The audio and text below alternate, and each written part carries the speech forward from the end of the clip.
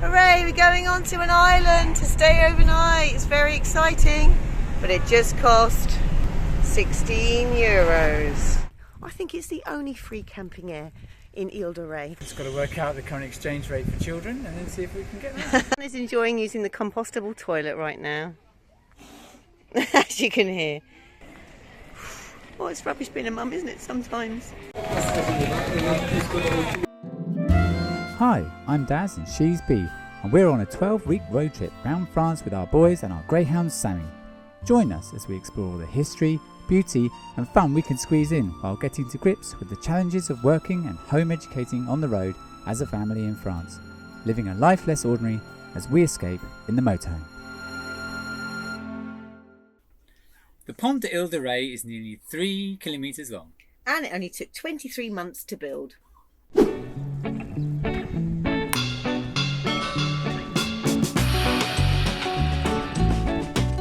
I know what you want.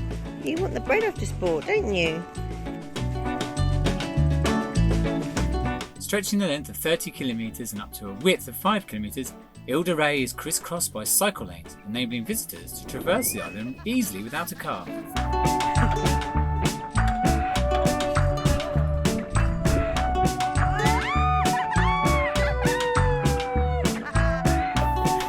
In the department of the Charente-Maritime, visitors flock to the island for its year-round sunshine and fine sandy beaches.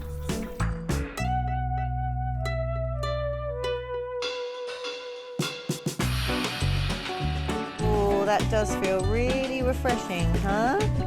Oh, that's nice.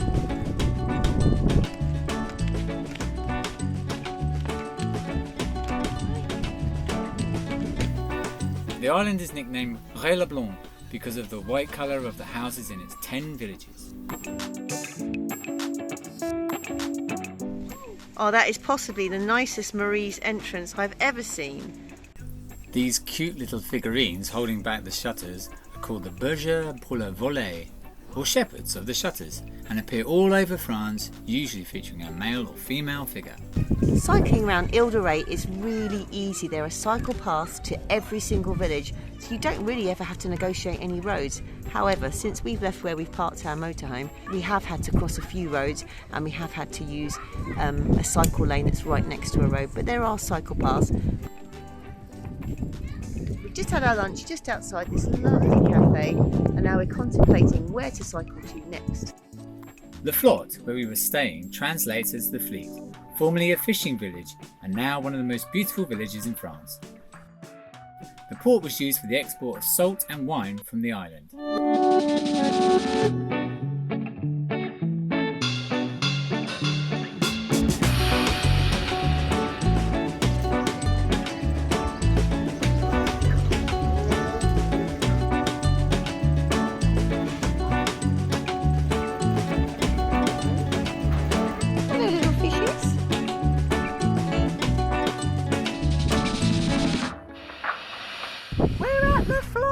It's a bit windy. So this is the original market square, which was built in the 19th century to meet the needs of the population. So I imagine they do use this on certain days of the week. The market, built in 1804, is filled every day from 9 AM to 1 PM by local producers. Hello, Bonjour. So here we are on Île de Ré. We've chosen a free park up. There's just sort of this many spaces as you can see here. Someone's just left. The surroundings are lovely. I've got these beautiful gates here. For some reason, just over the wall there's a circus tent. Don't know what that's about. I'm hoping it's not a lot of late night noise. Yes, so this is a free site. There's no facilities, but we have just left the facilities in La Rochelle topped up with water. The sun's out, although it's undercover actually, so I should probably park on the other side of the road for a bit. So we've got power. The only trouble is Sammy's found a nice little cool spot to chill out. And he's figured out, I guess, the deeper he digs, the cooler it gets. We've just had the local council gardeners turn up to do a little bit of weeding because it's very well kept around here. I'm not entirely sure what they made of this guy, but if he digs any deeper, we're going to be in trouble. This is found treasure.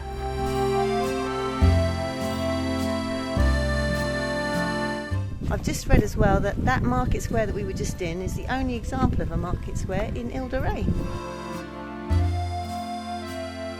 So we had to be very trusting and leave our bicycles here whilst we walked in the pedestrianised areas. Nobody took them, I can't think why. Evening all, we're still on Île de Ré and we are without any of the children. Sans enfants. As they say in France. Yes, I'd say we've explored about a 15th of the island. So we've decided we need to come back here, sans enfants, and Darryl and I will cycle around the entire place over the course of a week and try and use all of the motorhome airs. But yeah, it's really nice here. I really want to come back. And I love the cycle culture here. I love the fact that it's really quite safe, even though you're kind of mixing with the traffic. It feels a little bit like the Netherlands in that the cycles come first. Anyway, I'm loving Île de Ré. Yes, and we're heading into town now. To do nothing? Yes, while the kids are left with the oldest one, while we've still got some cover, and we're going to go and see what the nightlife is like. But not partake in any of it.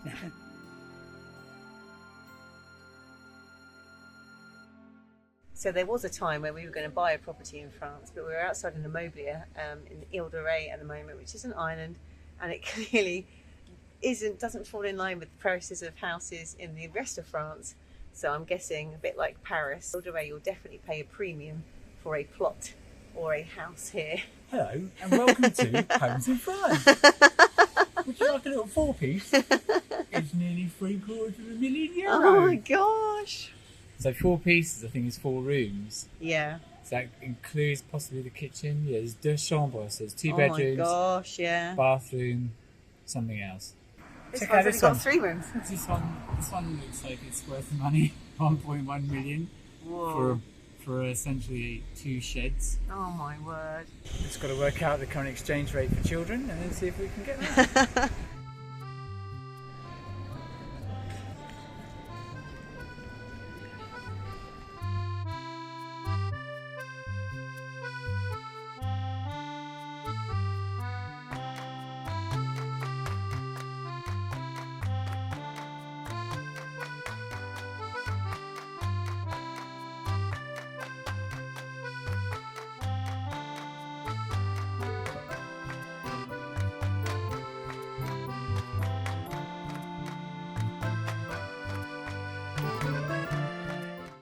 Morning, early start this morning. We've just got ourselves up at 6 a.m. We've got a long drive to Bordeaux today because my eldest is going home. So I'm doing the early morning dog walk, which I don't have a problem with at all this morning because we are in the most beautiful Flotte in... Oh, hello Sammy! in Île de Ré. And I am so excited to come back here and explore the entire island. But of course we can't do that because we've got to make some progress and get ourselves to Bordeaux. And we're hoping if we leave early enough we might be able to go to the zoo. So I thought I'd say something this morning about Flotte, the camping air that we stayed in. It was actually one of the camping airs that I said that we should avoid because I noticed it had no services, which I thought would be pretty inconvenient. We knew we'd only be there for one night, but I said, oh, we definitely don't want to go to Flotte. All the other ones probably have a little bit more to offer. But we ended up driving near there and I said, well, this one has got quite good reviews and we can kind of understand why, because it's actually really beautifully landscaped. And if you've got plenty of water and you've got solar power and it's sunny, and right outside our motorhome there's recycling points and bin points, which is really useful. We were just running over our recycling as we were creating it. So it was a really lovely spot. All I would say is that the traffic noise gets quite noisy quite early. Oh, something I failed to mention about Flotte, it's actually free. I think it's the only free camping air in Île de Ré. You can't just park your camper van anywhere. You can't just park your motorhome anywhere. You have to be in these designated camping airs. I think there are about 5 or 6 of them. Otherwise you're in a campsite and you're paying a little bit more to have those nice facilities like pools. But Flotte was the only free one, probably because it doesn't have the water and the waste services. But it's absolutely perfect. Some of the airs you're going to be paying up to about €20 in high season, so it's definitely worth trying out Flotte if you feel like you can stay there for a night or two without needing any services. It It was time to head back to the mainland, and thankfully there was no fee to get off the island. Despite a fresh morning, it was looking to be a scorching afternoon, and as our elders had an early evening flight to catch in Bordeaux, we thought we could spend the afternoon at the perfectly positioned zoo.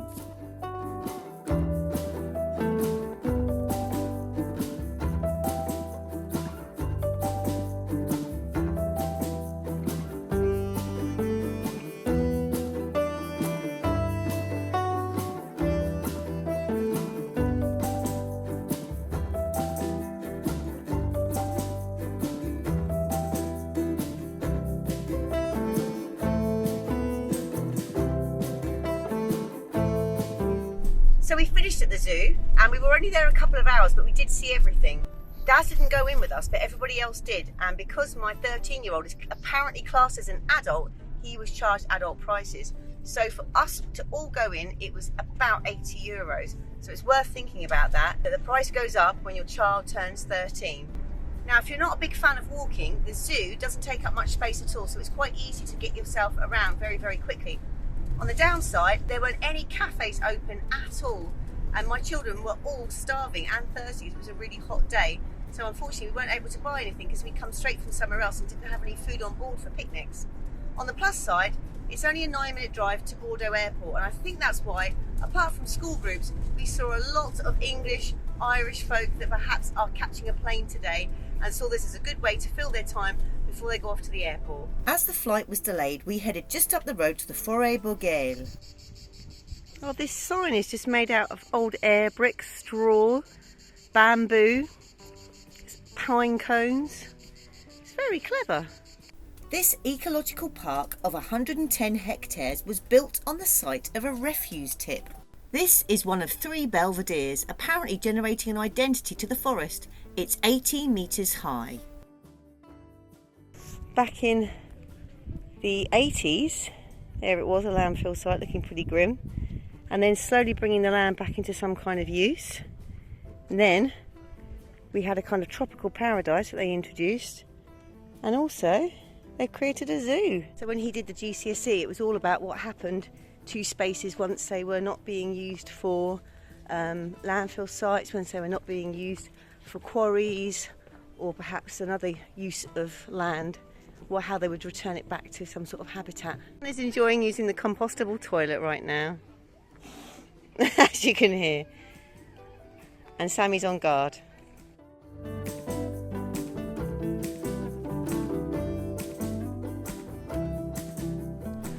Oh, that was really hard.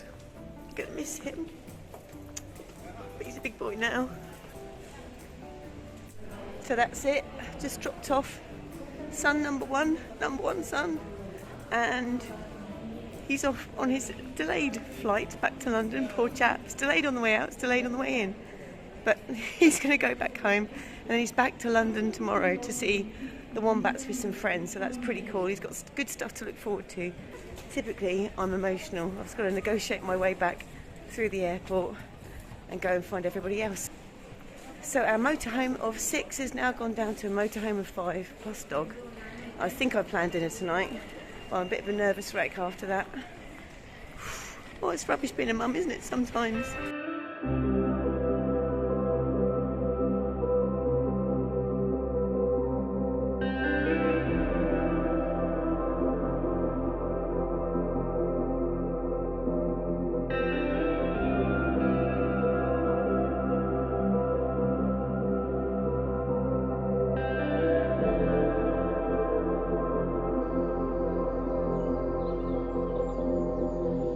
Bonsoir, mes amis. So we find ourselves in a park up that is seemingly a million miles from anywhere. There was one dude here having his dinner and he's gone. We're now having our dinner. Busy cooking away some wraps in the motorhome. Indy is desperately trying to get his VR to work, just to bring some joy to his life since he's walking around with this cast, except I've managed to drive him into the middle of nowhere where there's virtually no signal. So that's stressing him out a little bit. We'll try and work on checking reviews in future, I think.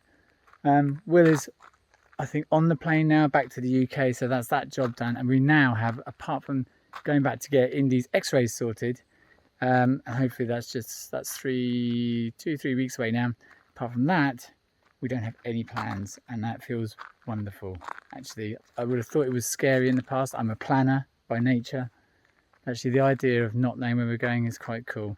The only thing we've got to do is speed up finding these places, because we typically only stay somewhere for 1 or we have 2 nights maximum, and then you've got to move on. So a few more places where we can park up, I think, for a bit longer so we can get into a routine would be great. Much more for the sprinters. 169.9 kilometres. Before carrying a climb near the end, a tailwind as well, and the intermediate sprint smack bang in the... Yes, we just so happened to be in Bordeaux when leg 7 of the Tour de France was coming into the city, which of course was an opportunity not to be missed. With none of us knowing much about this epic endurance race, we packed in some lunchtime learning before Bea and the kids headed into the city on the train. I'd have to join them after work. Luckily, I found a free park up next to the train station. Tour de France, look! They're coming through here at the end, I think, of their leg. Whoa! Oh, I love fountains like this, it's so Parisian. Fan park, so you could go and we can wander around there and be fans. And that's right along the river Garonne, didn't I say? Bea arrived in Place de la Bourse, with buildings almost 3 centuries old, but the water mirror was not in place on the day. Usually, 2 centimetres of water sit on a gigantic slab of granite to cool visitors on a hot day. Right, we've made it to Bordeaux, and Tour de France fever has definitely hit the city. Ooh. Is it? First stop, to gather our thoughts, we've decided to go and slum it in McDonald's, but there's no such thing as slumming it in Bordeaux. It still cost us €18.70 for some fries and some drinks and some ice creams, because of course we're not having much fun as vegans and vegetarians in France. But what we did like is the fact that these are made of plastic, so they are reusable. Well, we presume they're reusable. It would be madness if it wasn't.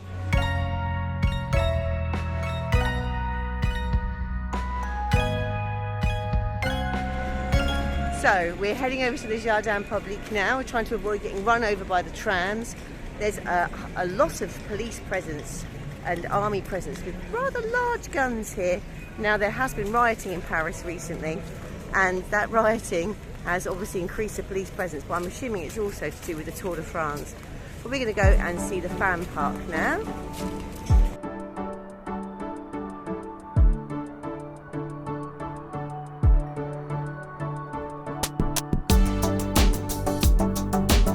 They have to cycle this far.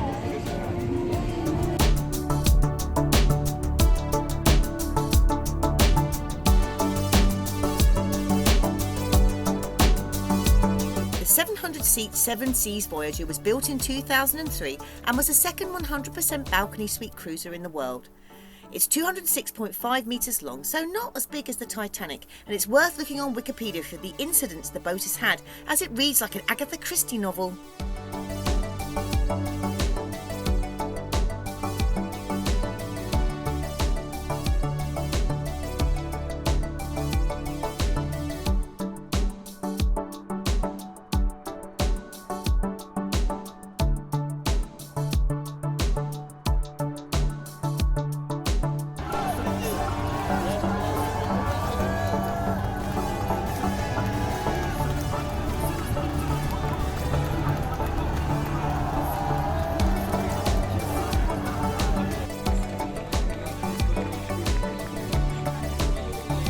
Well, after a baking day in Bordeaux, I am literally melting. I'm looking forward to getting home and hopefully driving somewhere into the shade. I doubt the motorhome's going to be particularly cool, but we'll do our best to keep it aired while we cope with this heat. What a day! We saw the 7th leg of the Tour de France come into Bordeaux.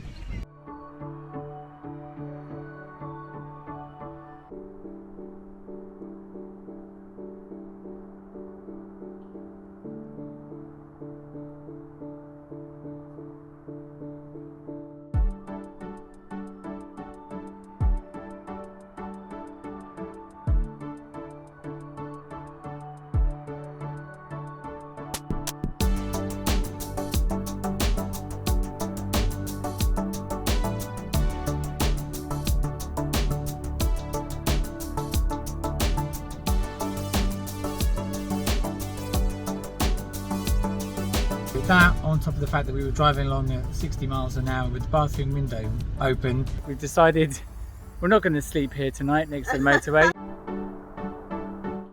We're thinking now we've done the Tour de France, well, we haven't actually taken part in it, that would be crazy. Yeah. Oh, you've created an extra little viewing window. Well, that was a busy few days. We'll leave you with one of our favourite roundabouts just outside Arcachon. If you've enjoyed this video, don't forget to like and subscribe, and until our next escape, thanks for watching.